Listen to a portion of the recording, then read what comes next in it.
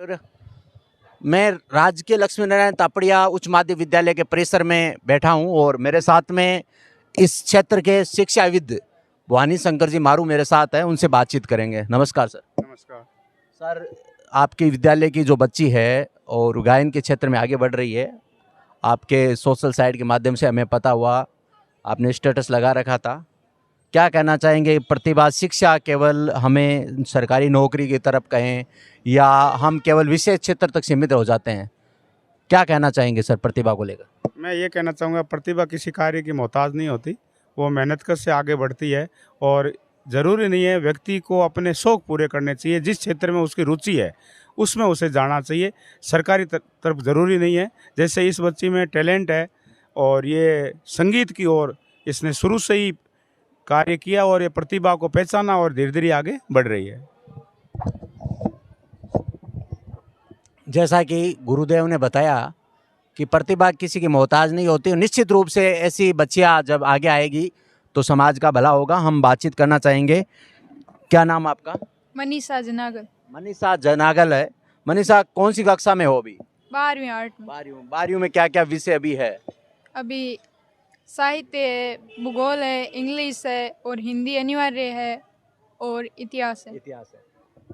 गायन के क्षेत्र में कैसे रुचि हुई? सबसे पहले किसको सुना, कौन आदर्श बना और क्या रुचि हुई? जैसे गुनगुनाते तो हम सब रहते हैं जब खाली बैठते रहते हैं, तो क्या ऐसी स्थिति आई कि आप इस गायन के क्षेत्र को आगे बढ़ाना चाहते हो? वैसे तो देखा जाए तो स्कूल में सभी बच्चे गाते रहते हैं, उसी प्रकार मैं भी गाती थी। मेरी मम्मी ने मुझे सिखाया। फिर मैंने अनिल नागौरी एक सिंगर है, बहुत फेमस है, मैंने उनके गाने सुने। आज तक मैं उन्हीं के जो गाने सुनकर मैं आज तक इतनी बड़ी। अनिल नागौरी, आपकी मम्मी भी गायन क्षेत्र में है? मम्मी गायन क्षेत्र में नहीं है, लेकिन उसे भजन आते थे थोड़े बहुत, वो मुझे सिखाए थे।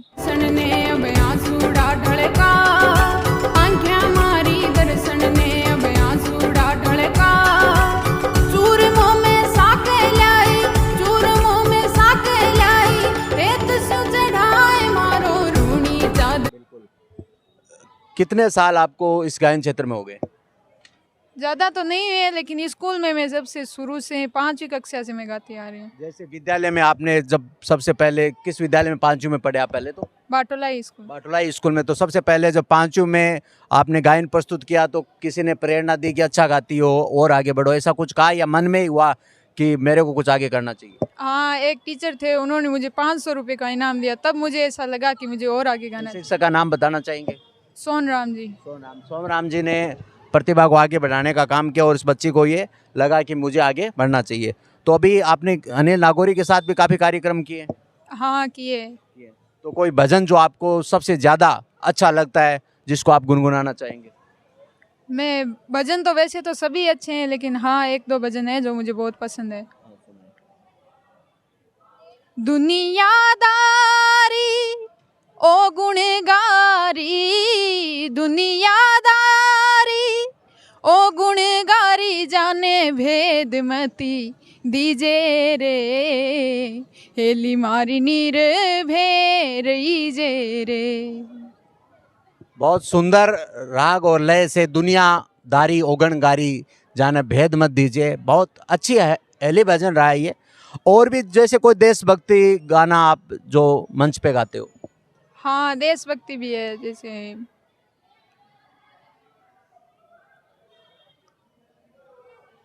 हम भारत के लाल बड़े अलबेले हैं, हम भारत के लाल बड़े अलबेले हैं, मेरे देश की खातिर खून की होली खेले हैं, मेरे देश की खातिर खून की होली खेले हैं, हम भारत के लाल बड़े अलबेले हैं, मेरे देश की खातिर खून की होली खेले हैं।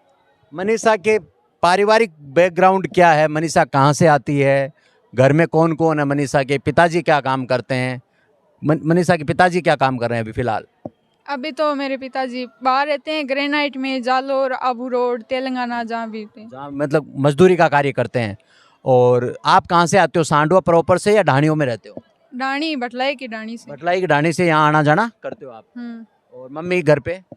मम्मी घर पे ही काम। और कितने बहन भाई हो आप?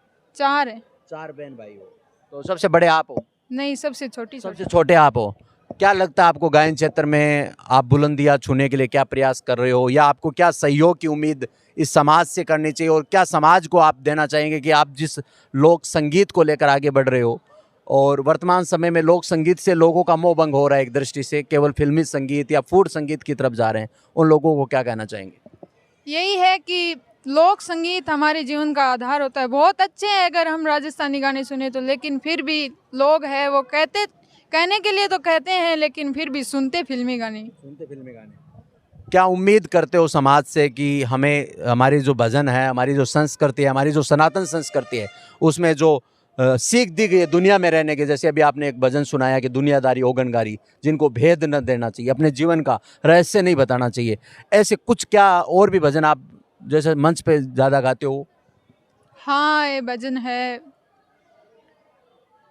क्या लेके आया बंदा क्या लेके जाएगा, क्या लेके जाएगा, 2 दिन की जिंदगी है, 2 दिन का मेला, इस जगत सराय में मुसाफिर रहना 2 दिन का, मुसाफिर रहना 2 दिन का, क्यों व्यर्थ करे गुमान मूर्ख इस धन और जौबन का, बंद मुट्ठी आया जग में खाली हाथ जाएगा, खाली हाथ जाएगा, 2 दिन की जिंदगी है, 2 दिन का मेला, 2 दिन की जिंदगी है, 2 दिन का मेला।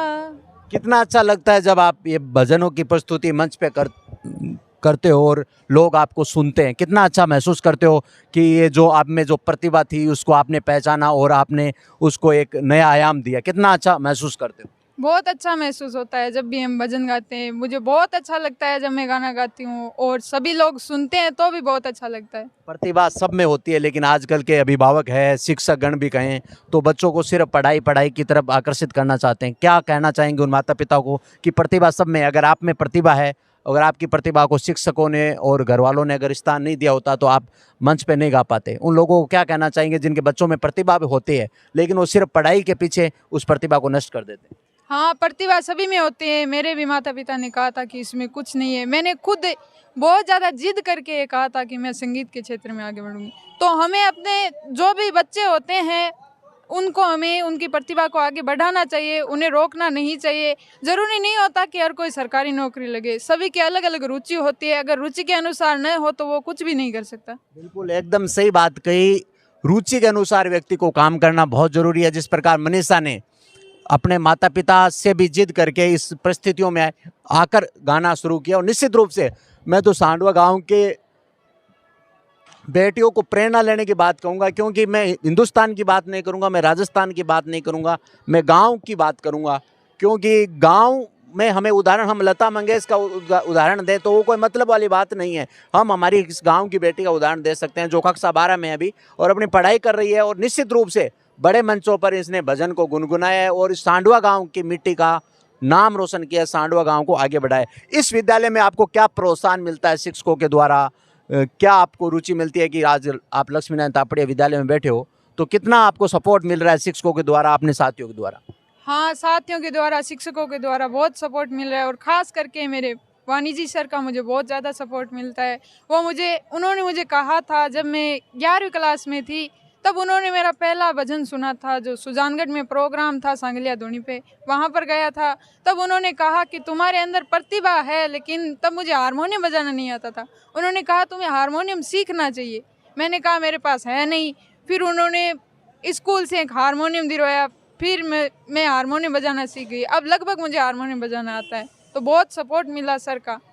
बिल्कुल, निश्चित रूप से आदरणीय गुरुजी मेरे भी गुरुजी रहे हैं, और निश्चित रूप से क्षेत्र में सरकारी विद्यालयों में एक जो पढ़ाने का जो माहौल है, आज हो सकता है इस विद्यालय से ज़्यादा पढ़ाई सरकारी विद्यालय के प्रिंसिपल और शिक्षक करवा रहे होंगे, लेकिन इस विद्यालय एक प्रेरणा के रूप में अगर जो शख्सियत हमारे सामने बैठी है, जिनको मैं कितने शब्दों में इनका गुणगान करूं तो वो सूरज को दिया दिखाने के समान है। निश्चित रूप से इन गुरुदेव का प्रत्येक व्यक्ति को आगे बढ़ाने में, गरीबों को आगे बढ़ाने में बहुत इनका बड़ा योगदान है। और ऐसी कई बातें हैं जो हम कभी इनका एक खास इंटरव्यू रखेंगे जब जीवन के कुछ पहलुओं पर, तब हम इनसे विशेष बातचीत करेंगे। और निश्चित रूप से मनीषा के उज्जवल भविष्य की मैं कामना करता हूँ। और जो बेटियाँ वर्तमान समय में सोशल साइट पर जो फूड तरीके से रील बनाकर अपनी पब्लिसिटी करती है, उन बच्चियों को इस बेटी से प्रेरणा लेने की आवश्यकता है कि ये बेटी भजनों के माध्यम से, लोक कला के माध्यम से गांव का नाम रोशन कर रही है।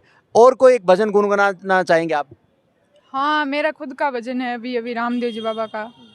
मारो रूणी चाधणी रे मारो रूणी चाधणी, भादवा में मेलो लागे भीड़ है गणी। मारो रूणी चाधणी रे मारो रूणी चाधणी, भादवा में मेलो लागे भीड़ है गणी। नेतलरा भरतार होते पिता अजमार, नेतलरा भरतार होते पिता अजमार। रूणी चरा श्याम होते, रूणी चरा श्याम होते, मेणा देरा लाल मारो रूणी चाधणी रे मारो रूणी चाधणी, भादवा में मेलो लागे भीड़ है गणी। निश्चित रूप से ये आप खुद लिखा भजन, बिल्कुल एक गायक भी है साथ में, और लेखन, गायिका होने के साथ राइटर, लिखने का भी काम इन्होंने किया। निश्चित रूप से मैं आह्वान करना चाहता हूं इस चैनल के माध्यम से, और मैं धन्यवाद देना चाहूँगा पैकतंत्र टीम का पूरे का, कि जो इस क्षेत्र में लोगों को आगे बढ़ाने का काम कर रही है। और ऐसी प्रतिभाओं को आगे आप बढ़ाएं, क्योंकि सोशल साइट के माध्यम से हम बुरे लोगों को भी आगे बढ़ा सकते हैं तो अच्छे लोगों को भी आगे बढ़ा सकते हैं। मैं उज्जवल भविष्य की कामना करता हूं मनीषा की। और मनीषा, जानना चाहता हूं कि आप ये जो अपना शौक है, क्या वो ज़िंदगी भर रखना चाहते हो? हाँ, ज़िंदगी भर मैं चाहती हूँ कि मैं बॉलीवुड में भी जाऊँ, लेकिन मैं अपने जो राजस्थान की संस्कृति है, जो हमारी सनातन संस्कृति है, मैं उसको भी आगे बढ़ाना चाहती हूँ। क्योंकि लोग अब फिल्मी सॉन्ग देख देख कर बस भूल गए हैं, हमारे भजनों को तो कोई सुनता ही नहीं है, कहते हैं क्या है, बकवास है। इसलिए मैं चाहती हूँ कि आगे बढ़े, हमारी संस्कृति आगे बढ़े। बिल्कुल, निश्चित रूप से हमारे साथ में हिंदी साहित्य के शिक्षक हैं, उनसे भी बातचीत करना चाहेंगे। नमस्कार जी। नमस्कार सर। कैसा महसूस कर रहे हो? आपकी विद्यालय की बच्ची है और आप एक हिंदी साहित्य के शिक्षक हो, आपकी जिम्मेदारी बन जाती है लोक कलाएं जो छिपी हुई है, लोक संस्कृति छिपी हुई है, इस बच्ची के लिए क्या प्रयास किए जा सकते हैं संस्था के द्वारा, आप शिक्षकों के द्वारा? इस बच्ची की जब पहली बार हमने देखा यूट्यूब पे, जो इनका एक रिलीज़ गाना हुआ, अभी इन्हें जो गा के सुनाया, तो हमें बहुत ही अच्छा लगा। और वास्तव में हमें इस गाने को सुन करके ऐसा लगा कि इस लड़की के अंदर कई प्रकार की प्रतिभाएं हैं, कि जैसे ये मतलब स्पोकिंग के लिए जैसे भाषण है, वाद विवाद है, और इसके अलावा ये संगीत में तो है ही, संगीत में भी अच्छी है, और पढ़ाई में भी इनकी रुचि। इन सब को देख करके वास्तव में ऐसा लगता है कि ये बच्ची आगे जाकर के भविष्य में बहुत कुछ कर सकती है। अगर इनको थोड़ा मोटिवेशन और गाइड अगर उनके अनुकूल मिले, तो वास्तव में ये बच्ची आगे जाकर के हमारे गांव का, हमारे राज्य का, हमारे देश का नाम रोशन कर सकती है। ऐसा प्रतिभा उनके अंदर छुपी हुई है। बहुत बहुत धन्यवाद गुरुदेव। जिस प्रकार बच्ची भजन गा रही है, आप तो भजन सुनते रहते हो कार्यक्रम में, क्या कहना चाहेंगे वर्तमान समय की जो बेटियों की स्थिति है? आप मेरे से बेहतर जानते हैं, अनुभव है आपके पास में, और जो सोशल साइट के दौर में ये जो स्थिति बदली है, चाहे हम कह सकते हैं ये स्थिति की शुरुआत बॉम्बे से लेकर दिल्ली से होकर हमारे गाँवों तक पहुँच चुकी है, हमारा जो सांस्कृतिक प्रदूषण हुआ है, वो इस बेटी से किस तरह प्रेरणा ले सकते हैं? वर्तमान में जो हमारे लोक संगीत है वो विलुप्त की ओर जा रहा है। अगर इस तरह की कुछ बेटियां और आगे आएगी तो ये हम जो फिल्मी जो कह रहे हैं उसकी तुलना में लोगों का लोक संगीत की ओर रुचि जागृत होगी, और हम आने वाले समय में हमारे आसपास के लोग भी लोक संगीत को गुनगुनाएंगे।